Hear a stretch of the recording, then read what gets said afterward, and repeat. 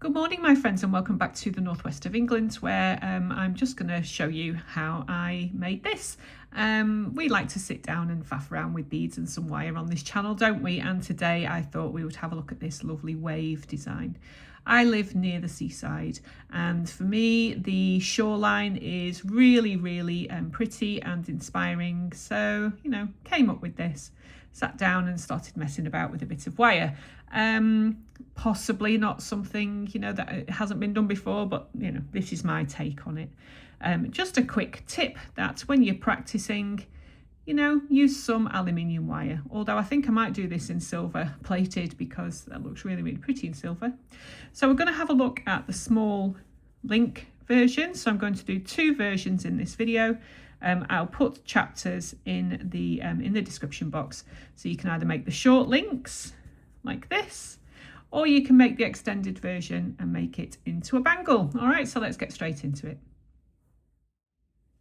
Right, so let's have a look at the short links first, shall we? The principle, it obviously is exactly the same, but I'll give you the measurements for the links. Now, I thought that these would make beautiful links for necklaces, that kind of thing. Obviously, you can make them straight, or you can put like a little bend in them, which I'll show you how to do in a second. So I'll give you all of the measurements for the short links to start with.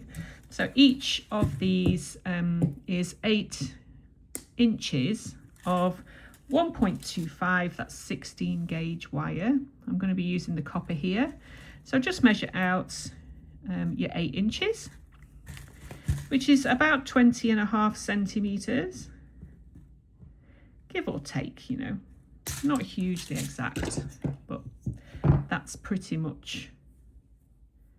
There we go, and give it a straighten out. Right, so you're going to need your round nose pliers for this. Excuse me, because we are going to be using them to spiral around, which is difficult to do when you've got two different size mandrels. All right, so bring in your round nose. Right, so you need to start in, where's my little ruler? Here we go. Tiny little ruler, which is much better on camera. So you need to start in, obviously I'm right-handed, guys, so if you're left-handed, obviously just reverse what I'm doing. So flush cut ends, just in case, and then start about 2 inches inwards. Yeah, so what we're going to be doing is creating the first spirally wave kind of thing. So I'll come in with the very tip of my plier, like so. And how we bend our wire, the first bend is different to the rest of them. So just pay attention to the way that I bend these, because it will make a difference. And the reason I know that is because I made so many mistakes when I was trying to work out how to do this.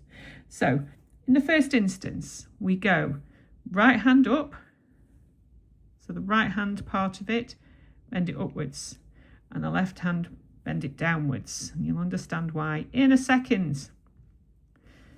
Right, okay, so right at the tip of the pliers, and then what we want to do is just very carefully bend this around into sort of a swirly wave shape, bending your wire, manipulate it round. They don't have to be completely fully round. In fact, they don't have to be, do they? Because this is an organic shape and it's handmade. We do have room for messing about with it until you have this. So obviously, like I say, if you're left-handed, come at it the other way. I'm not sure what these little lines are on my wire. Anyway, not sure. Doesn't matter. It'll come off when I clean it. So this is what we want. We want to find this little arm here moving out to the left, and this long arm here moving out to the right. Okay, so the first bend that we did was right up, left down. Now then, we reverse that from here on in. Okay, otherwise you'll have like a Triskelion type of design, which is not what we want in this instance. So the next thing we want to do is measure along here from the edge of the swirl about 1 inch. Now, if you want to come in and use your marker to mark your inch, then do so. Pop like that, and that's the start of our next swirl. So pop the edge of your pliers like so, and then what we want to do is reverse it, so left up, right down, and bend your wire around your pliers like this, and then release. You know, just make it easy for you to bend. Nice swirls, nice and relaxed. Bend around. Can you see how we're doing that? This top one, just straighten it slightly because that's going to constitute the next swirl. So when you're at this stage now, use your fingers, bend that down a little bit, and then come in and tighten this up if you need to, which I do slightly. You see that? And that's our second swirl. Okay, so for these 3 pieces here, excuse me, no, excuse me, you could make the, you know, these as long as you wanted really. So you could have like five swirls. I've chosen to use 3 here because I'm going to be attaching a little pendant on it and making a bracelet, a necklace. So, you know, do what you like. There we are. So let's go ahead with our little ruler again, and from the edge here, take your marker, and if you want to, mark 1 inch, which is 2.5 centimeters for us Europeans, and come back in with your pliers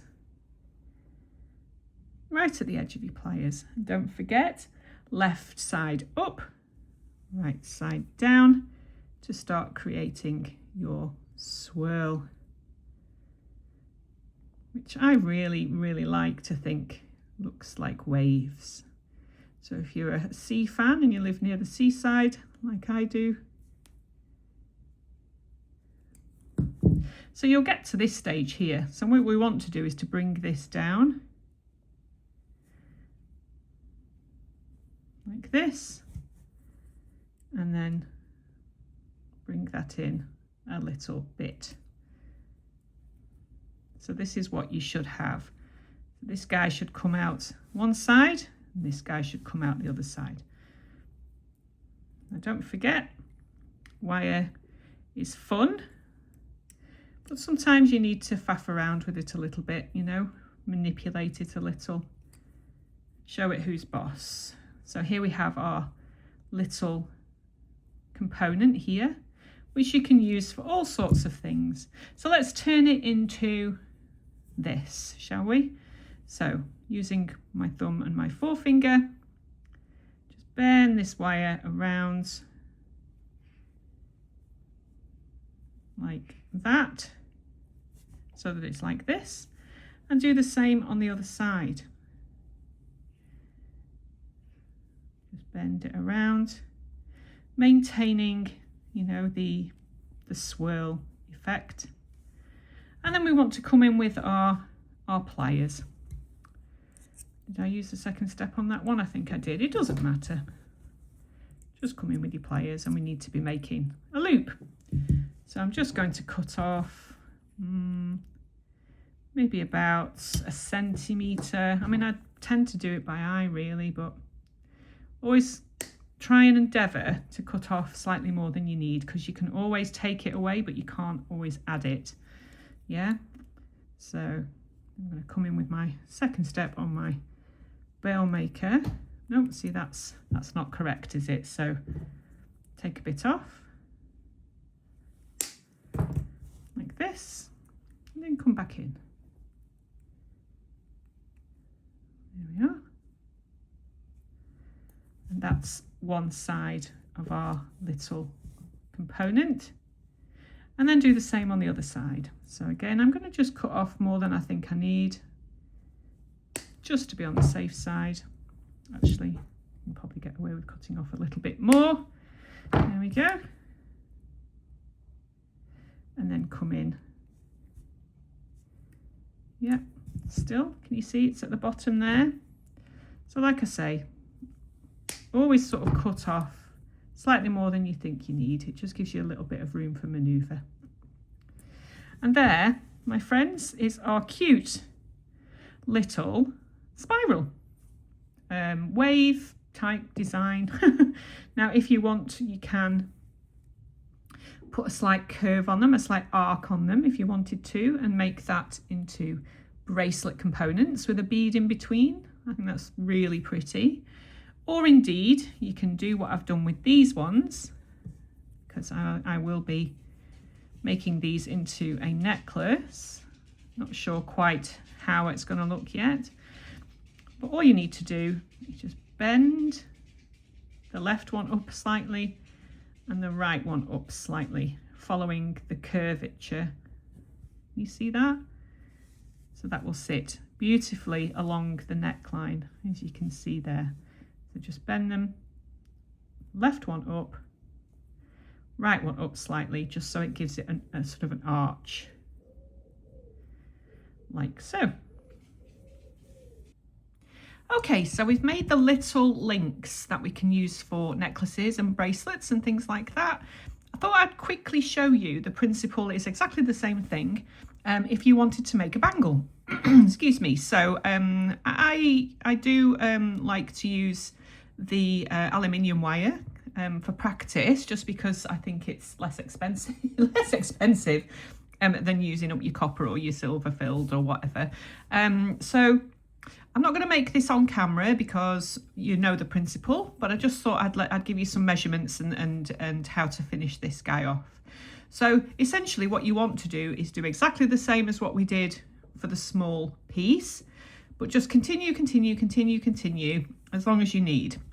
So for me, this bangle has 15 swirls, 3, 4, 5, 6, 7, 8, 9, 10, 11, 12, 13, 14, 15 swirls for me. And I take about a 7.5 inch wrist. So, you know, that's plenty. And obviously it's got a little bit of give on it. So all you would do literally is to continue until you've got your 15, and then bring in your bangle mandrel or any sort of mandrel that you've got. Pop it on your mandrel to shape it. Give it a hammer, yeah. If you want to have a little bit of texture on it, use a chasing hammer. If you want to have no texture on it and keep the wire rounded, then just use a nylon or a rawhide hammer, something like that. So I've just placed it on my mandrel.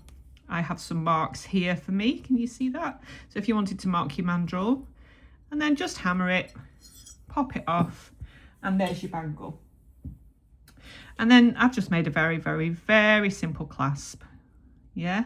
So that's how you would make the bangle. There's no point in me showing you the whole thing because that would be too exhaustive.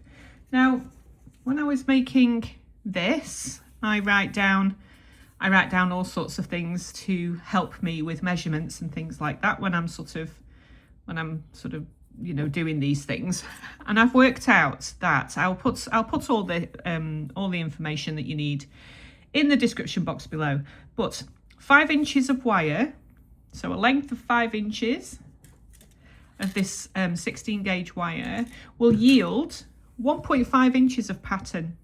Okay, so when I made this, I used 30 inches, which made 6 inches of pattern, which I found was enough to go round for a bangle. So, you know, alternatively 25 inches would make 4.5 inches, you know, that kind of thing. So a 5 inch piece yields 1.5 inches of pattern. So I hope that helps. So have fun making this. I'm sure you will. Let me know in the comments how you get along and what you're going to be using these cute little links for. And I'll speak to you in my next video, my friends. Bye for now.